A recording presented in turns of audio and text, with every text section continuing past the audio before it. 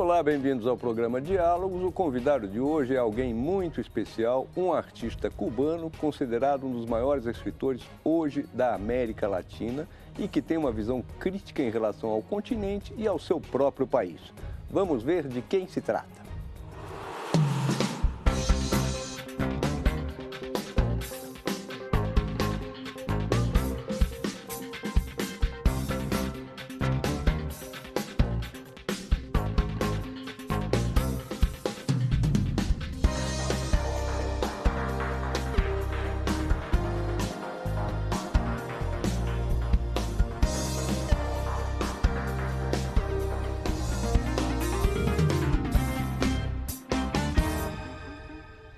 Então, temos aí Leonardo Padura. Muito obrigado por ter vindo aqui, Padura. Muchas gracias por invitarme a esta conversación. O Padura está lançando os seus livros mais antigos, que são com o personagem, que é um investigador, um detetive chamado Mário Conde. Conde, não confundir. E ele está relançando, são 4 livros, uma série de 4 livros. Veio também ao Brasil para dar um curso sobre romance, para que se escreve o romance, para que serve o romance, a novela. Padura, antes de tudo, um fato recente, a eleição de Donald Trump. Havia um acordo entre Obama e os irmãos Castro para liberar, aumentar o comércio, acabar com o bloqueio cubano. O que pode acontecer daqui para frente, você acha? Bueno, creo que esa es la pregunta que se estará haciendo Cuba completa. ¿Qué va a pasar con Trump? Con Hillary Clinton estaba la posibilidad de que hubiera una continuidad de la política de acercamiento, de deshielo que inició el presidente Obama. Esta es una política que le faltaba el paso más importante, que era levantar el embargo, el bloqueo, pero había dado el primer gran paso, que era restablecer relaciones, es decir, poder conversar entre los dos países. Con Trump es impredecible lo que pueda ocurrir. Tal vez con su mentalidad más pragmática, más de hombre de negocio, pues bueno, considere que es propicio para la economía norteamericana y los empresarios norteamericanos mantener una relación económica más abierta incluso con Cuba. Durante años se ha dicho que posiblemente sea un presidente republicano el que levante el bloqueo a Cuba. Y bueno, es una expectativa que nos afecta a todos, porque creo que el resto del mundo ha asumido con sorpresa y con una cierta duda cuál puede ser la política de Trump respecto no solo a los asuntos domésticos de Estados Unidos, sino también internacionales. Y Cuba entra en ese juego en un momento en el que realmente se habían dado unos pasos importantes de acercamiento entre los dos países. Havia muita expectativa em Cuba de prosseguir, né, de regularizar toda a situação e acabar com o bloqueio, mas isso... Sí. Por ejemplo, el bloqueo tiene muchos efectos sobre Cuba. El principal es que las empresas norteamericanas no pueden tratar directamente con empresas cubanas del gobierno cubano. Porque es una ley norteamericana que se lo impide. Eso hace que en determinados sectores en los que Cuba necesita inversiones extranjeras, los norteamericanos no puedan participar.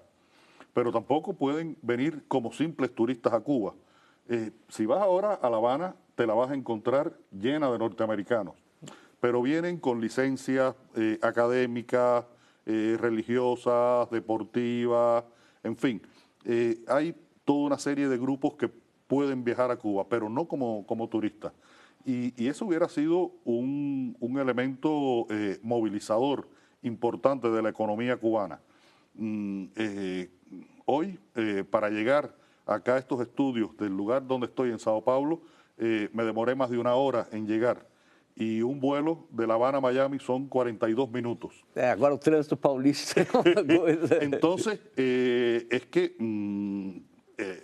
La Habana y Cuba puede ser un destino muy atractivo para el turismo, para el comercio norteamericano, y Cuba necesita esas dos y otras posibilidades de comercio y de relación con los Estados Unidos, y todas esas expectativas ahora quedan pendientes hasta ver qué pasa con la política de Trump hacia Cuba. Você conhece muito bem a América Latina, você já veio várias vezes ao Brasil, vai daqui ao Uruguai, depois vai ao México. Você poderia fazer uma comparação entre a América Latina e Cuba, no sentido que são regimes políticos diferentes? Cuba teve uma revolução. Agora, vendo de fora, me parece que elas são muito semelhantes, essas nações sul-americanas, inclusive Cuba, entre si. ¿Eu estou errado? ¿Estou enganado? No, hay una comunión histórica y cultural muy importante. En el caso cubano, bueno, como bien decía, se produjo una revolución socialista y eso crea un modelo económico distinto. Pero en el terreno cultural, social, de las costumbres, hay mucha comunicación. Yo siento que ahora estuve recientemente, por ejemplo, en Montevideo, y recorriendo la ciudad veía cómo se parecía Montevideo a La Habana. E incluso hice un comentario en un periódico que me parecía una ciudad un poco decadente, igual que La Habana. Y a los uruguayos no les gustó. No les gustó. Pero vas a lugares aquí de Sao Paulo y ves un poco lo mismo. Y en México y en Cali estuve recientemente, en Colombia. Y además yo creo que hay un elemento que es muy, para mí, para mi gusto, muy importante. Y es que se establece una relación de comunicación entre la gente latinoamericana muy fluida, muy fluida. Yo aquí en Brasil realmente te digo que me siento muy bien, conecto con la gente inmediatamente.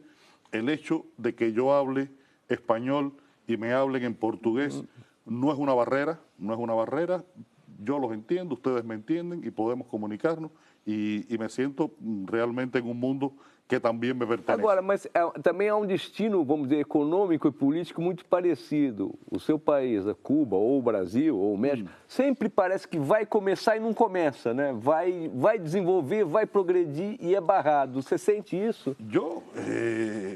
Las economías particulares de los países de América Latina no me atrevería a juzgarlas. Entre otras cosas porque no soy economista y no vivo en estos países. En el caso de Cuba, en los últimos años comenzó un proceso, sobre todo a partir de que Raúl Castro asumió la presidencia, de cambios económicos. Y esos cambios económicos empezaron a movilizar la sociedad.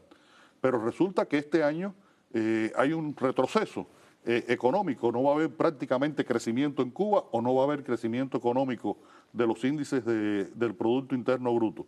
Entonces, cuando parece que vamos a empezar a despegar, volvemos a la cabeza de la pista otra vez. El avión regresa atrás antes de despegar.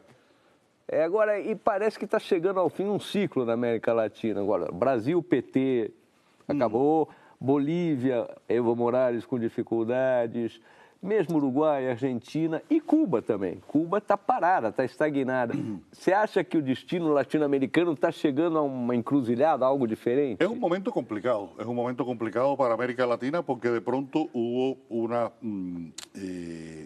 tendencia de gobiernos de izquierda progresista que ahora han perdido terreno, y eso por supuesto que afecta a Cuba. Yo no sé, por ejemplo, en estos momentos la relación económica a nivel de estados entre Brasil y Cuba, ¿en qué situación está? Había una inversión importante en proyectos como, por ejemplo, el puerto del Mariel, una inversión brasileña muy importante. Y no sé, ahora con el nuevo gobierno...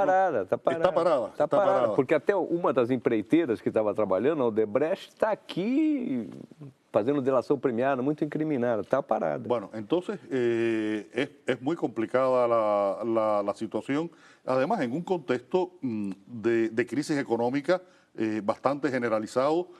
a nivel global y especialmente en los países latinoamericanos. Isso me sugeriu, quando eu li um dos seus livros, dessa série com o Mário Con Mario Conde. Mário Conde, o ano-chave de 1989. 89. Que caiu o muro de Berlim, houve uma expectativa de que Cuba ia mudar, que havia isso traria reflexos em Cuba e que iria se começar. E você fala, bom, começou, mas não começou, né? Ficou...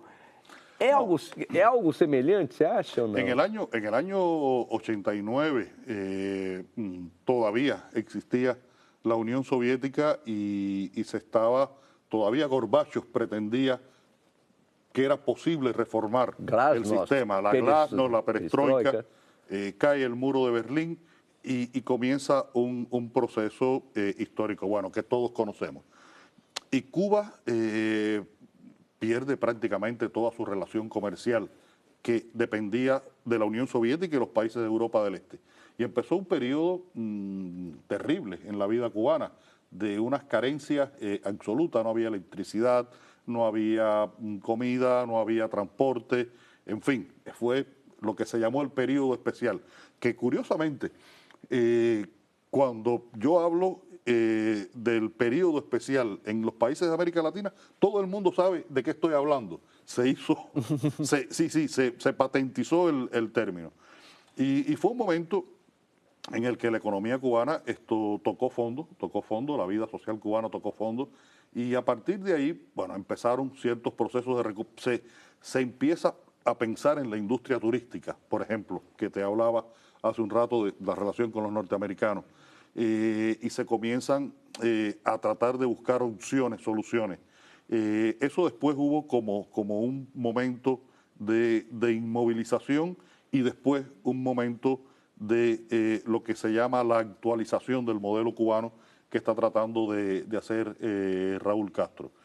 Y yo creo que la gran expectativa de los cubanos pasa por muchas conexiones internacionales, lo que está ocurriendo en Venezuela, lo que pueda ocurrir en los Estados Unidos, esta relación con Brasil de que hablábamos, pasa por muchas conexiones internacionales, pero sobre todo tiene que ver con la expectativa de la gente de su vida económica, su vida cotidiana, la manera de hacerse el espacio diario de la vida, encontrar las cosas que necesitan. Yo creo que ahí está la gran preocupação de muitos cubanos. Nós vamos agora fazer um pequeno intervalo, já voltamos daqui a pouco com o escritor Leonardo Padura. Aguardem.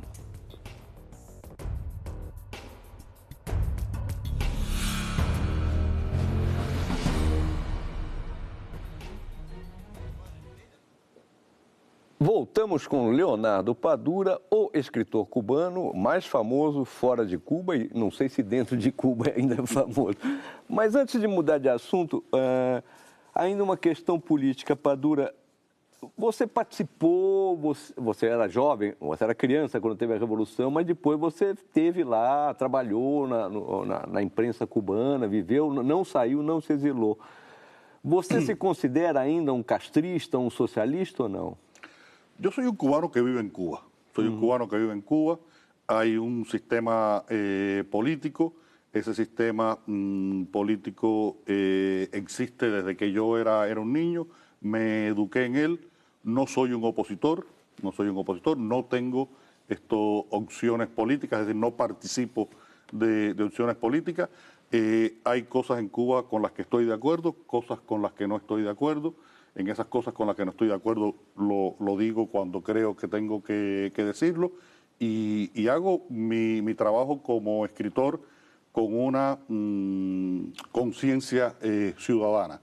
Y creo que eso es lo importante. Creo que un escritor tiene que, en mi caso, es lo que pienso yo, que tener ese espacio para poder reflexionar sobre a realidade em que vive e deixar um testemunho dessa realidade. Sim, agora os seus livros, principalmente esses primeiros, eles têm um ambiente muito carregado, sujo. A palavra talvez que você mais use nos 4 livros, fora a Lucia, que é a sua mulher que se dedica, é sordidez.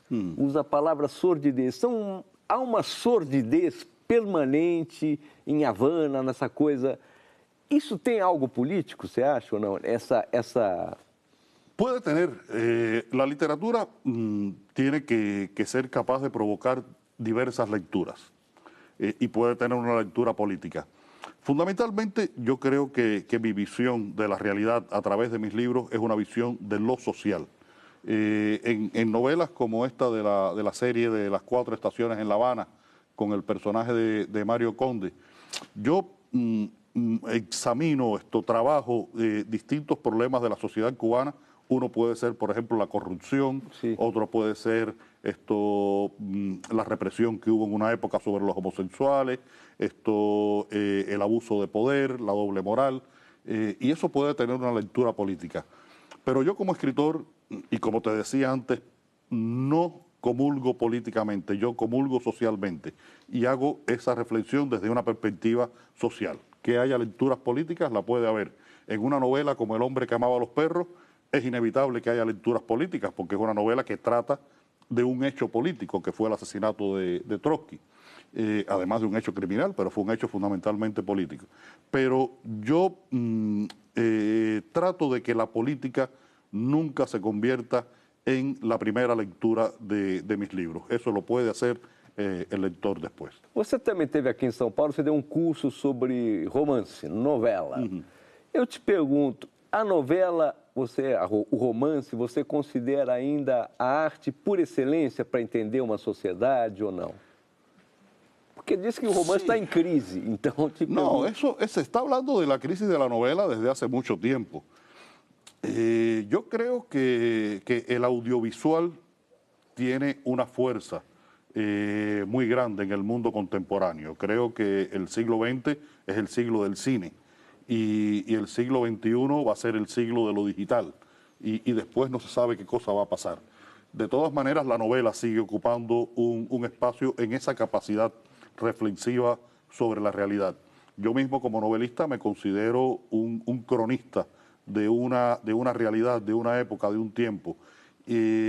A veces eso puede parecer un poco pretencioso o puede parecer que tenga que ver con los compromisos, pero creo que me interesa reflejar la vida de un país, la vida de una gente que yo conozco, con los que convivo, cuyas esperanzas y desesperanzas conozco y tratarlos a través de la literatura, porque creo que sigue teniendo la novela una fuerza muy grande a la hora de representar la condición humana.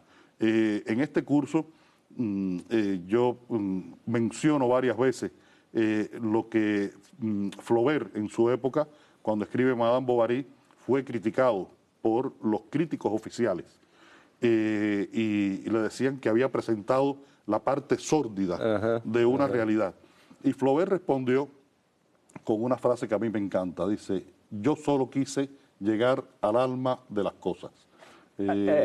Esa seria uma teoria que eu aceitaria. Agora, você ainda é muito, não é totalmente apegado ao realismo, vamos dizer. Uma coisa, você é um escritor realista, até com muito de documental, né? Sim. Agora, o romance, há 100 anos, ele tenta, vamos dizer, se atualizar. Vamos falar de Joyce, Ulisses, ou de Proust, Em Busca do Tempo Perdido. Você, nos seus cursos, fala do Bolanhos, né? Não te atrai esse negócio de tentar mudar o romance, sair do realismo para captar? Es que yo soy un escritor con muy poca imaginación. No, lo digo absolutamente en serio. Es un periodista. Yo necesito la observación de la realidad, el conocimiento, la comunicación con el pensamiento vivo de esa sociedad. Y creo que, y después, bueno, la historia para mí es un elemento muy importante, es un alimento literario muy importante. Por eso casi todas mis novelas tienen algún elemento de investigación histórica y otras tienen muchos de investigación histórica. Y a partir de ahí, de hechos de la realidad, es que me gusta escribir. no soy capaz de escribir literatura fantástica. No tengo imaginación para eso. Você analisa 3 romances, grosso modo, nos seus cursos. Um é do Kundera, Milan Kundera, outro é do Montalbán, o espanhol, e o terceiro é um romance seu, Los Herejes. Né? Agora, os romances latino-americanos? Você não fala nada de Cortázar, você fala um pouco do García Márquez. ¿O romance latino-americano não te atrai muito? No, sí me atrae, sí me atrae. Yo soy... Brasileiro, nenhum. Yo soy un estudioso de la literatura latinoamericana. Por ejemplo, yo tengo un libro sobre Alejo Carpentier, donde estudio todo el fenómeno del realismo mágico y lo real maravilloso. Autores como García Márquez, como Juan Rulfo, el propio Carpentier, por supuesto, pero he escrito sobre la novela policíaca latinoamericana, y en esa novela policíaca y en la renovación de la novela policíaca hay un nombre brasileño que para mí es muy importante, que es Rubén Fonseca. Rubén Fonseca. Sí, yo tengo una comunicación sobre todo con la literatura de lengua española, porque yo necesito para escribir, leer autores que me comuniquen en mi lengua la forma de expresión, las estructuras. Mario Vargas Llosa, por ejemplo, que es un gran constructor de estructura. García Márquez, que es un maestro de la lengua. El idioma cubano de Guillermo Cabrera Infante. En fin, que son muchos los autores de los que me siento cerca y de los que he escrito. Aunque muchas veces me ocurre que de los autores que más cerca me siento, no me gusta escribir teóricamente. Prefiero dejarles un espacio que es el espacio de esa cercanía estética, sin tratar de explicármela, sino recibiéndola, respirándola. Você, a crítica te interessa menos que a arte, vamos dizer assim? Yo en una época escribí mucha crítica literaria. En una época, mis principios como periodista, sobre todo hice crítica literaria. Después me pasó una cosa, que escribía crítica literaria fundamentalmente sobre literatura cubana, y los escritores cubanos eran mis amigos. Entonces ya me costaba trabajo hacer críticas sobre lo que escribían mis amigos, y me fui apartando de la crítica literaria, y solamente de vez en cuando escribo de algunos libros que me gustan. Pero escribo mucho de asuntos culturales. Por ejemplo, hace poco en La Folla publiqué una columna sobre el Nobel de Bob Dylan. Contra el Nobel. Contra el Nobel.